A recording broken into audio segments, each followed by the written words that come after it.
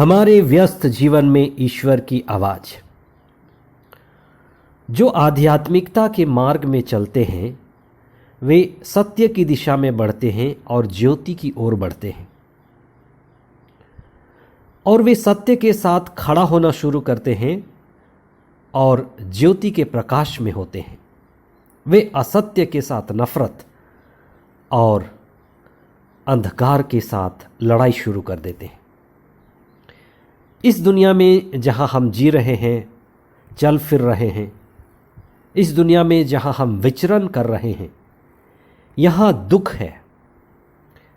लोग दुखी हैं, लोगों के आंखों में आंसू है, और आंसू का कारण हमारे ही बंधन है।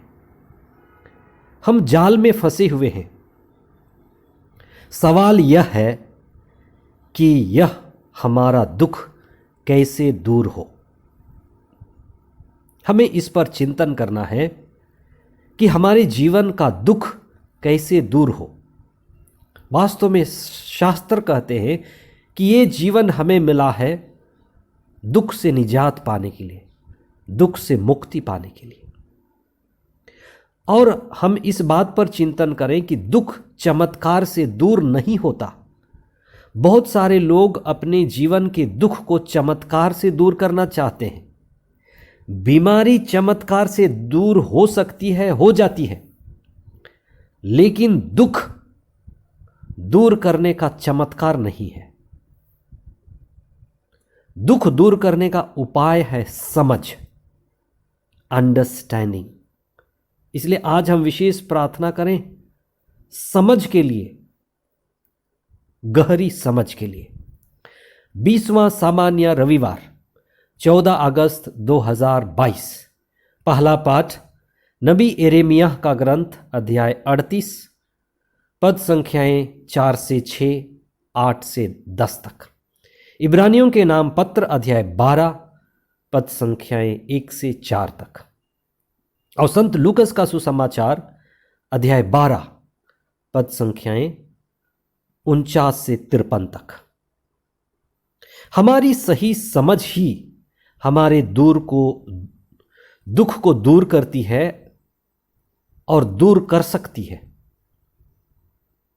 धन शांति नहीं देती। बहुत सारे लोग धन, संपत्ति, बाहरी जगत, बाहरी दुनिया में शांति ढूंढते हैं। धन कभी शांति नहीं देती, वह और ज्यादा अशांत कर देती है। शांति संतोष देती है, संतोष, सैटिस्फैक्शन। संतोष धन की समझ से आती है। अतः हमारे जीवन में सबसे ज्यादा जरूरी है समझ। संत यूहन्ना के सुसमाचार अध्याय 8 पद संख्या 31 और उसके आगे प्रभु का वचन कहता है, यदि तुम मेरी शिक्षा पर दृढ़ रहोगे तो तुम सत्य को पहचान जाओगे। सत्य को पहचानना। कैसे हम सत्य को पहचानें? सत्य को पहचानने का अर्थ है समझ का आना। वही समझ हमें आजाद करेगा, वही समझ तुम्हें आजाद कर देगा। इसलिए जीवन में सबसे जरूरी है समझ, अंडरस्टैंडिंग। समझ आ गई तो सब चीज आ गई। समझ नहीं आई तो अभी तक कुछ भी नहीं आई। समझ कैसे बढ़ाएं? समझ बढ़ाने का तरीका है चेतना, आत्मा। चेतना से समझ बढ़ती है, अंतःदृष्टि से समझ बढ़ती है, आत्मज्ञान से समझ बढ़ती है, आत्मदर्शन और आत्म प्रकाश हमारे समझ को बढ़ाती है। और जब ये समझ गहरी होती है तो दुख समाप्त होती है। आज के सुसमाचार में ईसा ने क्यों कहा, मैं आग लेकर आया हूं? आग एक संकेत है, आग एक प्रतीक है। धर्मशास्त्र प्रतीकों की बातें करता है। अगर धर्मशास्त्र समझना है, जानना है, तो हमें उसी गहराई में उतरना पड़ेगा। और चेतना, अंतःदृष्टि, आत्मज्ञान ही हमारी मदद करेंगे। धर्मशास्त्र की भाषा और स्वभाव प्रतीकों में बातें करने की है। इसलिए अगर आप धर्मशास्त्र की गहराई में उतरना चाहते हैं तो प्रतीकों की गहराई में उतरें, क्योंकि प्रतीक हमारे लिए गहरा अर्थ दे सकते हैं और प्रतीक हमारे लिए गहरे अर्थ देते हैं, न केवल एक युग के लिए बल्कि युगों युगों तक के लिए, हर युग के लिए। ईसा की पहचान ईश्वर के पुत्र की पहचान है। ईसा ईश्वर के पुत्र हैं, वह भी एक प्रतीक है। वे पिता ईश्वर के परम प्रिय पुत्र हैं, जो पिता ईश्वर की इच्छा पूरी करने, मानव जाति के लिए मुक्ति संभव बनाने और इस दुनिया में मुक्तिदाता बनकर हमारे लिए अपने प्राण को कुर्बानी देने के लिए आए थे। अतः ईश्वर जो सृष्टि करता है, सारी सृष्टि को बनाया है, सृष्टि के विघटन के बाद, मानव के पतन के बाद इस सृष्टि को पुनः सृष्टि करना चाहा, इसलिए ईसा को भेजा। ईसा मुक्तिदाता का अर्थ है ईसा पुनः सृष्टि करता है। ईश्वर अपनी सृष्टि को ईसा के द्वारा फिर से पुनः निर्माण करना चाहता है। इसलिए ईसा का आग लेकर आना शुद्धिकरण का प्रतीक है। यह धर्मशास्त्र की भाषा है। आप इस पर गहराई से चिंतन करें। नवनिर्माण तभी संभव है जब पुराना ध्वस्त हो, पुराना उजड़ जाए, पुराना जलकर राख हो जाए, और जब वह जलकर राख हो जाएगा तभी वह शुद्ध रूप धारण कर नवनिर्माण करेगा। जैसे कीमती धातु सोना, चांदी, तांबा, पीतल आदि ये कीमती धातु हैं और इनको शुद्ध करने के लिए, नवनिर्माण करने के लिए आग में डाला जाता है, और जब वे आग में डाले जाते हैं तो वे शुद्ध किए जाते हैं। वैसे भी आग जो परमात्मा का ही प्रतीक है, उसे हम हव्य वाहन कहते हैं। सारी चीज़ों को डाल दें तो वह ईश्वर को समर्पित हो जाता है। अपनी प्रार्थना, अपनी योजना, अपनी समर्पण सब हम आग में डाल देते हैं। हव्य वाहन है, वो ईश्वर के पास पहुंच जाता है, यज्ञ है। ईसा खुद यज्ञ बनकर आए। उनका क्रूस, कलवारी पर बलिदान, ये यज्ञ ही तो था। वो खुद जलकर राख हो गए और सब चीज को राख कर दिया, और सब चीज को फिर से राख बनने के लिए वो आग लेकर आए। ऐसी ही स्थिति थी ईसा के समय के लोगों के लिए कि उनको जलना था, भस्म होना था, राख होना था और नवनिर्मित होना था। ईसा की आग, ईसा की शिक्षा और ईसा का मार्ग, ईसा की जीवन शैली थी। आज भी ईसा की शिक्षा के द्वारा हम शुद्ध किए जाते हैं। इसलिए जब जब आप ईसा के वचन को पढ़ेंगे आप शुद्ध किए जाएंगे।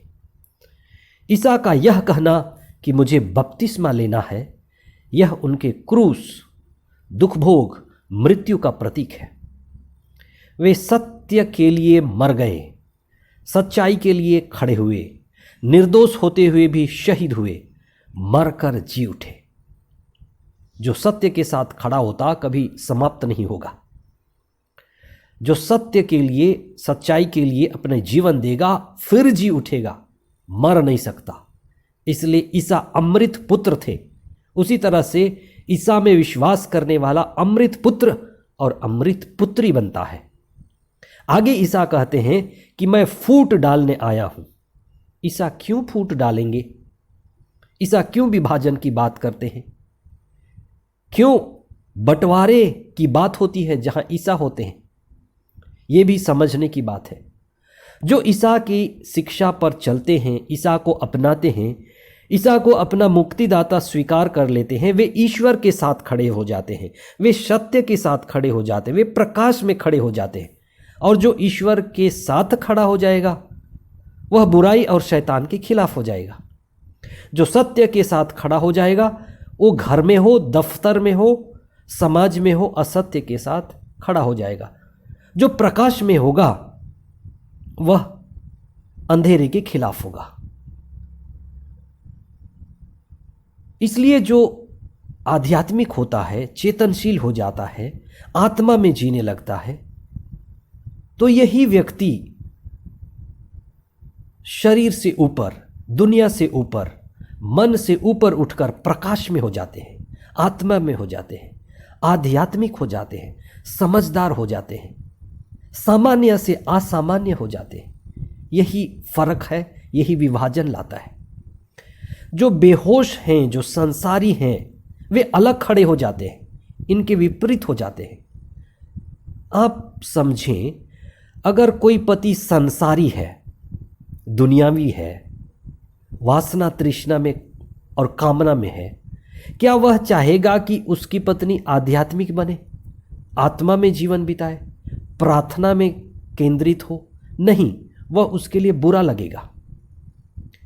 उसी तरह से अगर कोई पत्नी जो बड़ी सांसारी है, दुनियावी है, वह कभी नहीं चाहेगी कि उसका पति शास्त्र लेकर बैठ जाए, ध्यान करे, मनन करे, क्योंकि उस नारी को संसार की सुविधाएं, सांसारिकता, मोह माया वो ज़्यादा पसंद होगा।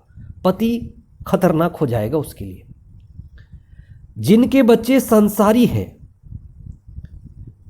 बच्चे कभी नहीं चाहेंगे कि उनके माता पिता आध्यात्मिक हो जाएं। बच्चों को डर लगेगा, वे कहने लगेंगे ऐसे आध्यात्मिक हो जाओगे तो इस दुनिया में जी नहीं पाओगे। यही अलगाव है, यही बंटवारा है, यही विभाजन है। इसलिए जो भी व्यक्ति आध्यात्मिकता में बढ़ने लगता है, कई लोगों के लिए खतरा बन जाता है जो संसारी हैं, कई लोगों के लिए बाधा बन जाते हैं जो दुनियावी हैं, कई लोगों के लिए जोखिम बन जाते हैं जो अंधकार में हैं। आप इस पर चिंतन करें।